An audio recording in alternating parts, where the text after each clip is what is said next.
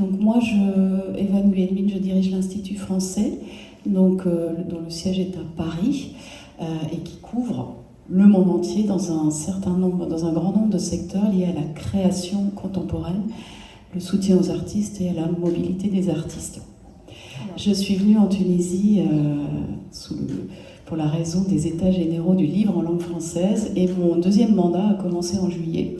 Et vous voyez, je suis de nouveau aussi rapidement que j'ai pu en Tunisie, parce que c'est important, la coopération entre la France et la Tunisie, entre la Tunisie et la France.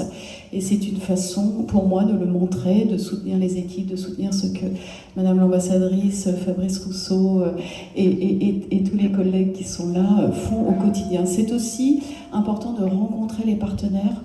Donc on a vu toute une série de partenaires hier, que ce soit des associations qui travaillent dans la culture, que ce soit des institutions comme le Musée du Bardo hier bien sûr, que ce soit des artistes avec lesquels on a dîné hier soir assez tard. C'est important de les écouter. Voilà. L'Institut français, c'est une institution qui travaille sous l'égide du ministère des Affaires étrangères et du ministère de la Culture, une institution autonome qui œuvre à la diplomatie culturelle, en fait à la coopération culturelle entre la France et les pays partenaires.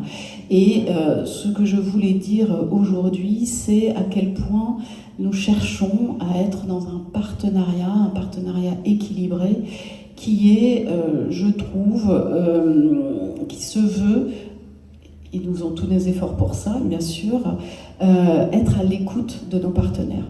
L'ambassadrice a mentionné ce qu'on appelle les fonds Équipe France. Bon, c'est un nom institutionnel pour des nouveaux programmes, mais qui illustre en fait cette façon dont on veut travailler de plus en plus, c'est-à-dire l'accompagnement de partenaires locaux pour le soutien à la structuration et au développement des industries créatives et culturelles locales. C'est quelque chose d'assez nouveau, je dois dire, ce que l'Institut français a beaucoup fait dans toutes ces années d'existence, c'est le soutien aux artistes français, à la diffusion des artistes français, de la culture et de la langue française. On en fait encore, bien sûr, mais on cherche avant tout, aujourd'hui, dans un pays comme la Tunisie, à être à l'écoute des partenaires pour en fait construire des projets avec eux dès le début pour répondre à leurs envies, à leurs souhaits, à leurs besoins. On a le sentiment que voilà, on peut être utile, on l'espère, dans par exemple la formation à l'ingénierie culturelle, le soutien à la création contemporaine, et c'est ce qu'on fait avec ces projets qu'on appelle les fonds Équipe France. Voilà, dans un véritable partenariat. On aime bien dire gagnant-gagnant, même si cette expression est tellement utilisée que voilà, elle est peut-être galvaudée. En tout cas, c'est vraiment le sujet.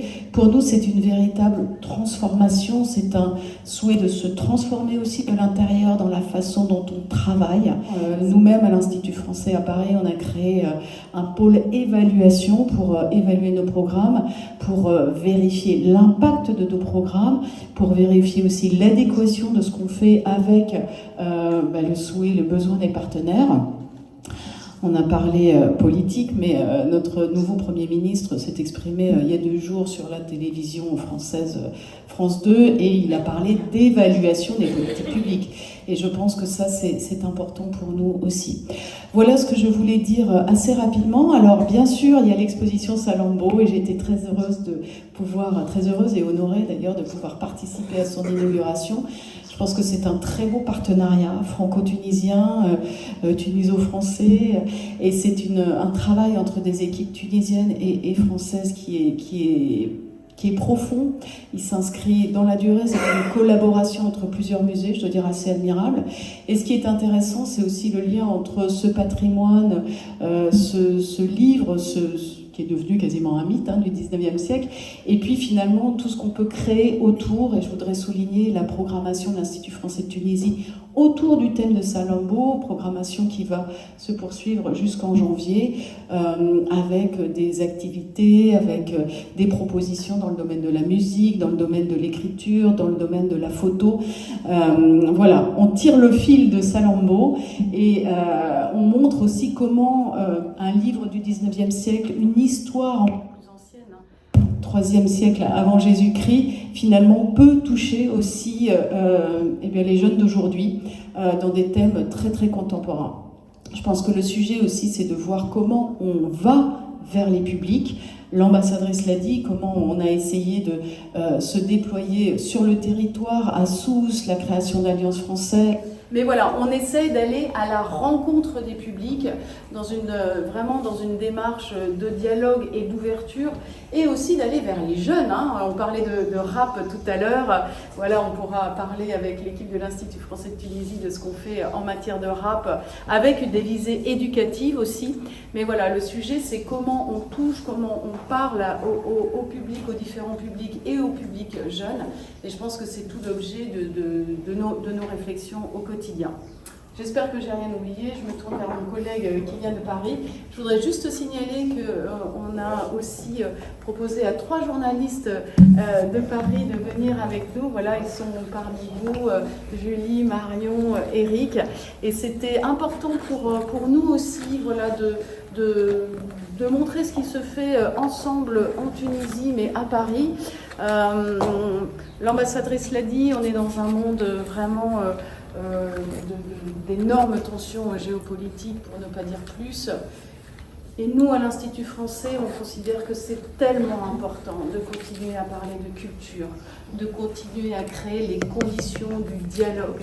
Même si ce dialogue est difficile, c'est vraiment important de garder tous les canaux de communication, de rencontres possibles.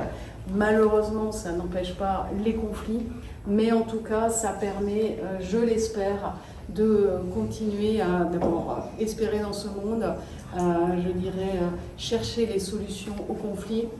Et nous, on est convaincus que toute la coopération qu'on mène avec la Tunisie, avec tous les autres pays partenaires, participe de ces efforts et que c'est primordial de les préserver.